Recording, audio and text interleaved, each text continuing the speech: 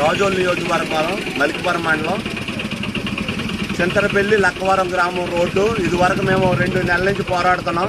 2 నెలల నుంచి పోరాడుతుంటే మేము ఆల్రెడీ 2-3 సార్లు వీడియోలు చేసి ఎమ్మెల్యే గారికి సంబంధించిన అధికారులకి మేము ఎన్నోసార్లు విన్నపాలు చేసుకున్నాం. ప్రాణాలతో సెడగలు వాడుతున్నారు.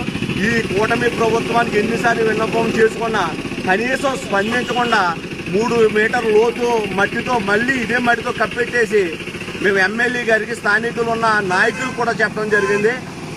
డిప్యూటీ సీఎం పవన్ కళ్యాణ్ గారు మీరు రోడ్ల విషయంలో చేస్తున్నామన్నారు. ఎంత నిర్లక్ష్యం మీరు పనిచేస్తారో, ఇంత ప్రాణాలతో చెలగాటమాడుతూ బస్సు ఇక్కడ కూలబడిపోయి ప్రాణాపాయం నుంచి అనేక మంది తప్పించుకున్నారు.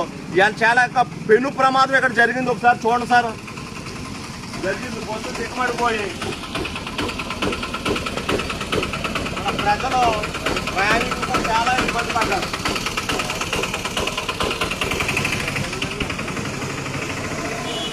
ఒక ఆయన కూడా దీంట్లో బస్సులో చూస్తే దెబ్బ తగలడం కూడా జరిగింది.